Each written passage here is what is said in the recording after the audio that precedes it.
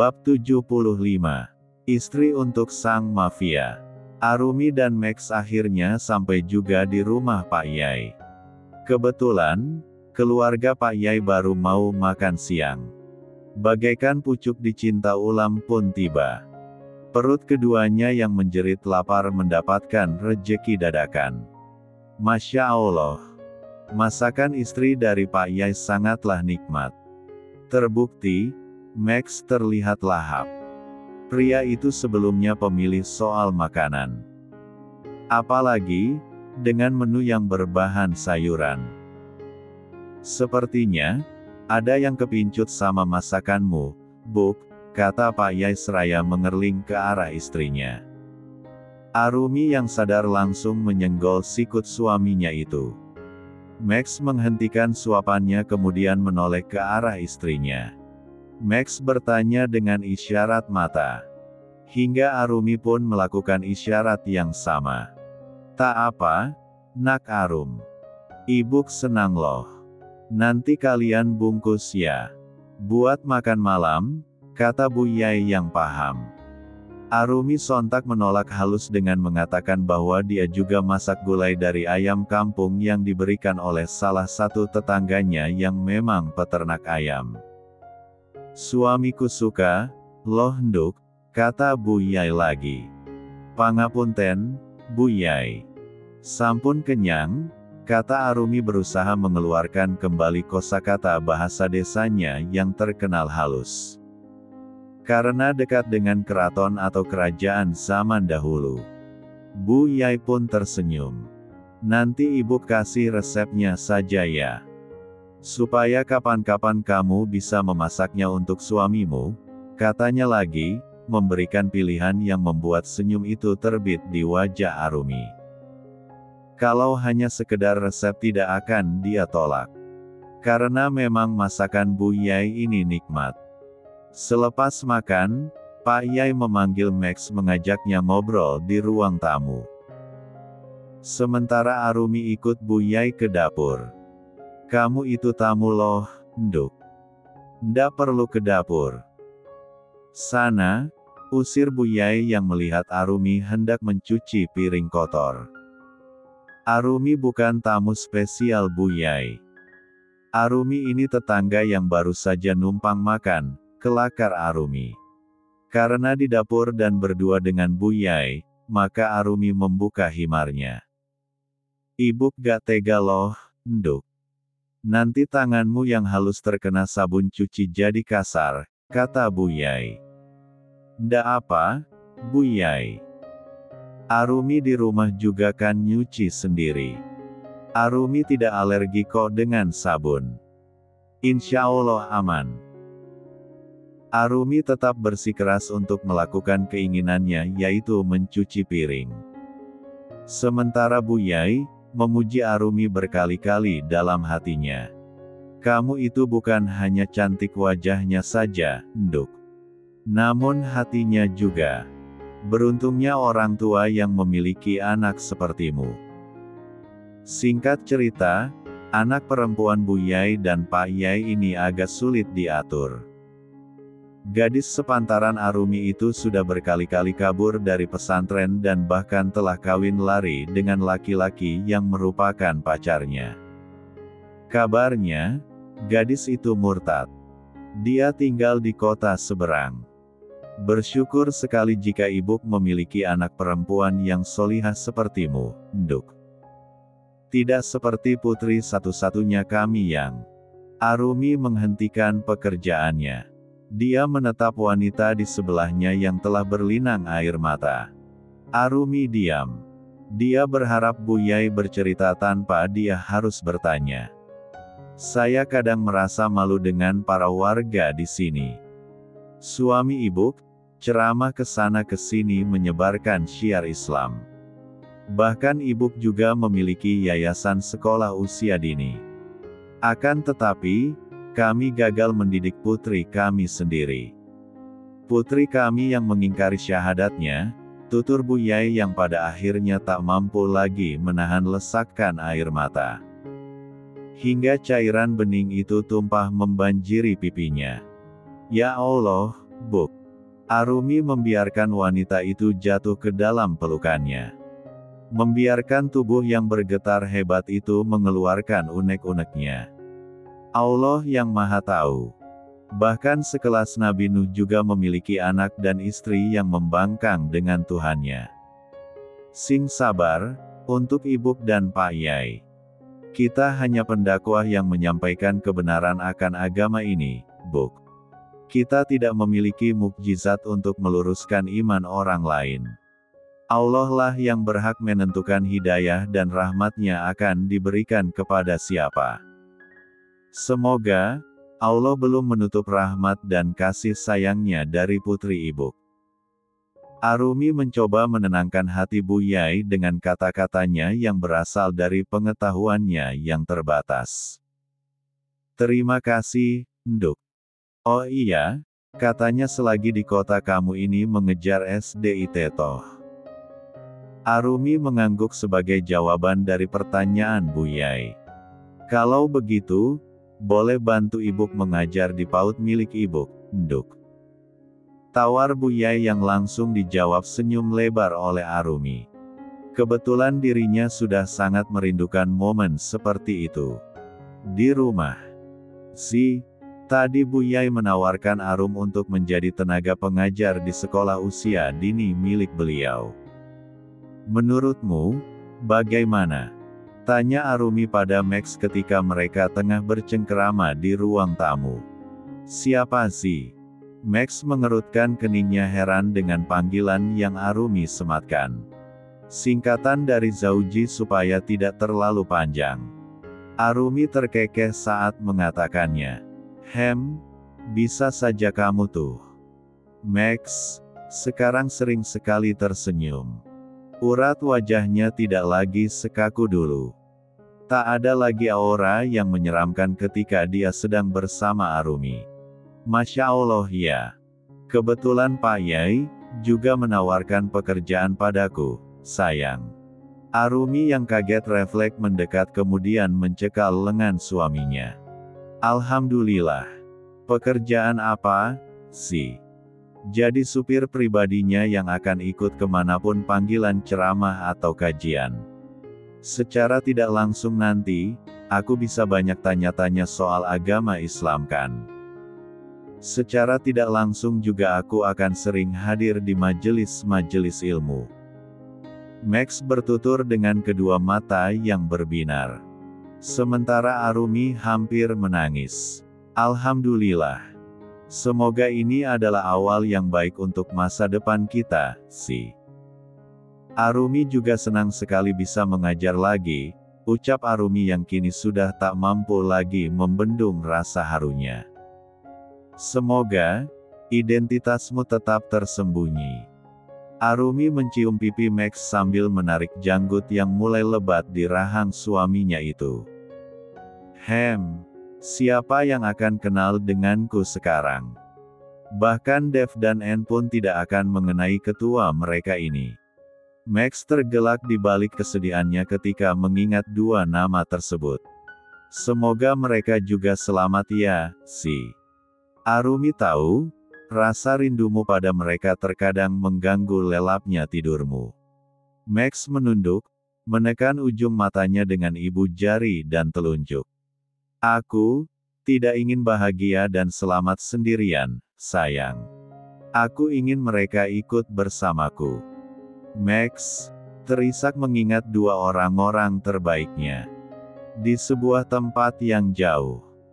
Dev menekan dadanya yang tiba-tiba sesak.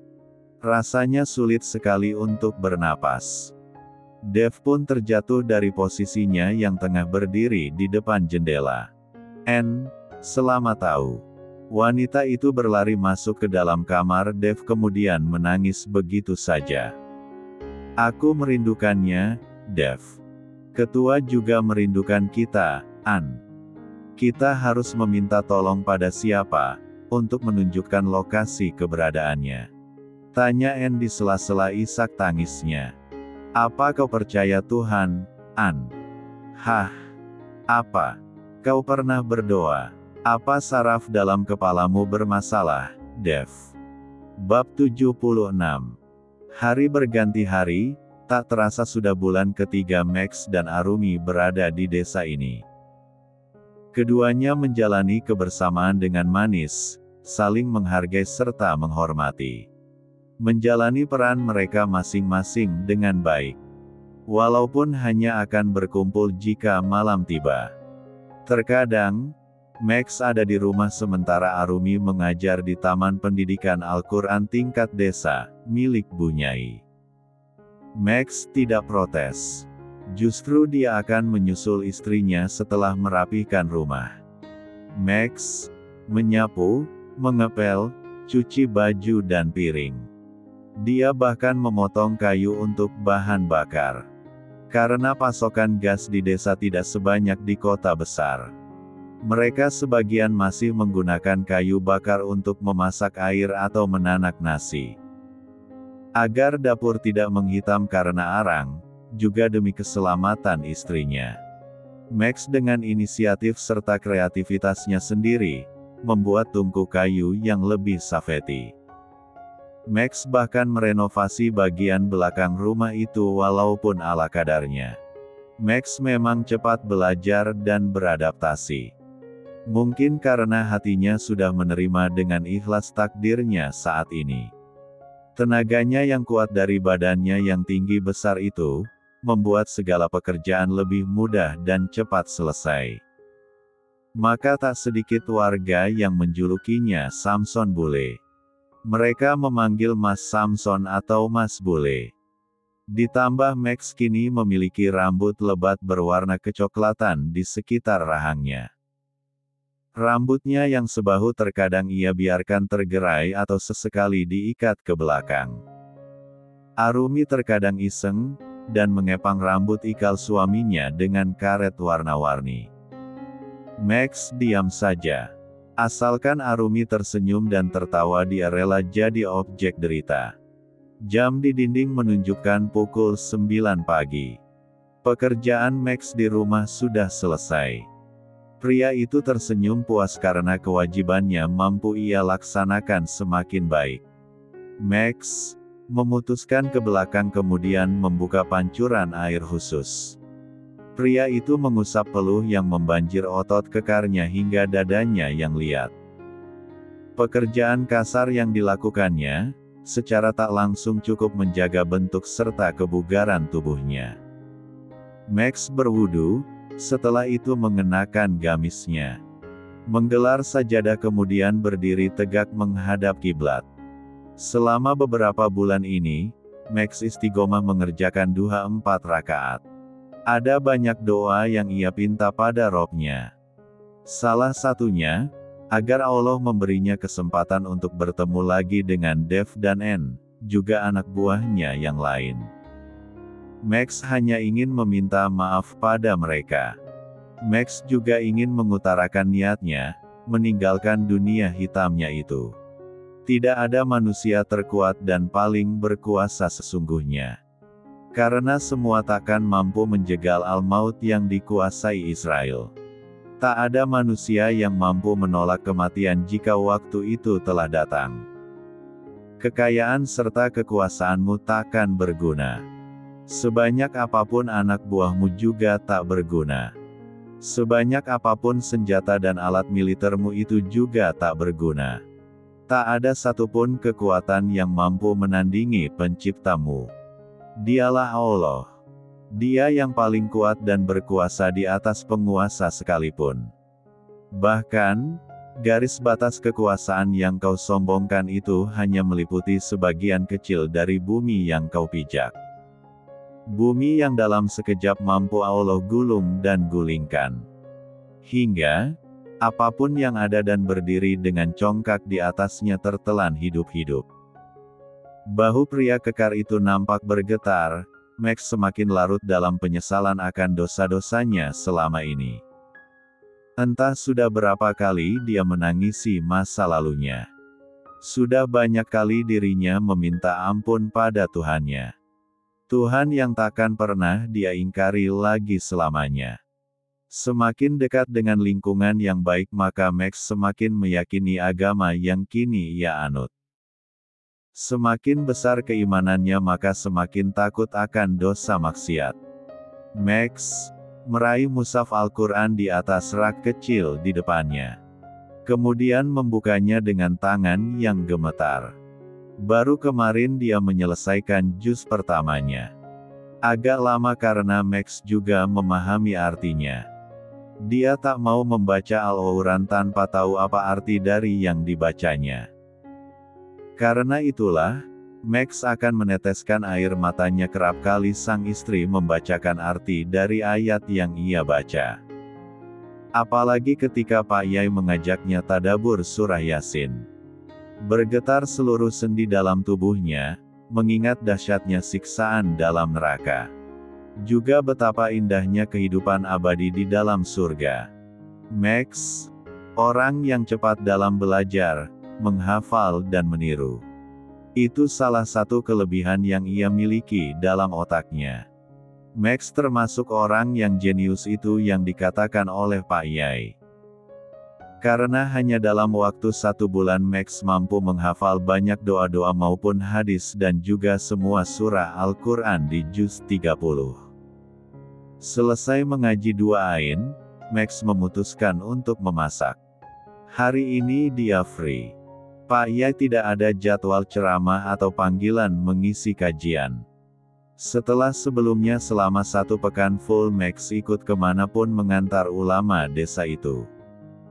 Max lebih dulu memetik daun singkong di kebun kecil samping rumah. Kebun yang dibuat serta dirawat dengan baik oleh istrinya. Max tersenyum sambil memetik daun singkong muda. Dia tengah membayangkan akan memasak sayuran itu dengan santan dan cabai yang banyak. Setelah memetik daun singkong, Max memetik buah kelapa. Pohon itu tumbuh liar di pinggir jalan dan siapapun warga bebas mengambilnya. Max mengupas kelapa dengan parang kemudian memarutnya dengan alat yang dibuat oleh Pak Karso. Lumayan sibuk ya, Ayang Bule. Namun hal itu sama sekali tidak membuatnya mengeluh. Max menyukai hidupnya sekarang. Meski tanpa kemewahan dan kemudahan seperti yang ia rasakan dulu. Lebih damai dan nikmat baginya. Tak bisa dibandingkan dengan apapun kebahagiaannya saat ini. Tak lama masakannya selesai. Max menoleh ke arah jam dan ia kembali tersenyum. Sebaiknya aku mandi, baru menjemput Arumi, gumamnya, sendirian sambil menciumi aroma tubuhnya yang penuh keringat. Setelah membersihkan diri dan memakai pakaian rapi, Max mengendarai sepeda motor tua pemberian Pak Yai. Kendaraan roda 2 itu harus di-starter dengan kaki. Max tertawa getir sendiri saat mengingat motor sportnya yang ia dapatkan dari hasil rampasan. Allah benar-benar mendidiknya dengan cara yang unik. Postur Max yang besar cukup terlihat kontras dengan motor tua yang ia kendarai. Suaranya bahkan sedikit bising walaupun sudah berkali-kali bongkar mesin. Tak lama, Max sampai di depan gerbang sekolah tempat istrinya mengajar. Max memilih meneduh di bawah pepohonan sambil membuka Al-Quran kecil yang selalu ia bawa di dalam saku gamisnya. Ya, pakaian jenis itukah yang kini menjadi outfit kesukaannya. Selain merasa nyaman, Max juga merasa aman dengan stylenya sekarang. Cocok pula dengan janggutnya yang semakin lebat itu.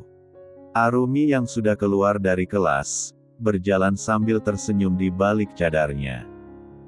Ketika sosok sang suami terlihat menunggunya. Duh, yang dijemput sama suami tercinta. Seorang guru lain menggodanya. Gih, Mbak. Arumi duluan ya. Assalamualaikum, ucap Arumi berpamitan dengan sopan.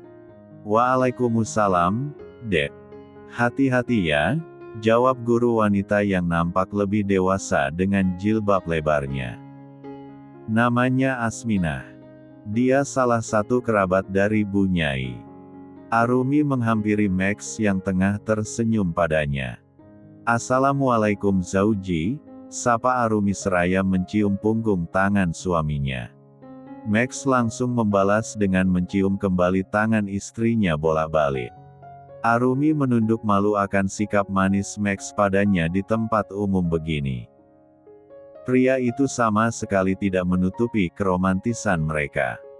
Bahkan, Max tidak akan segan menggandeng dan menggenggam tangannya dimanapun mereka berada. Ayo kita pulang. Arumi lapar, kata Arumi manja. Kasihan istriku. Alhamdulillah, sudah masak gulai daun singkong. Nanti tinggal cari ikannya. Kita mampir ke warung sambil lewat pulang ya, kata Max. Arumi tersenyum lebar hingga matanya menyipit. Bahagia sekali rasanya memiliki suami yang paham akan tanggung jawabnya.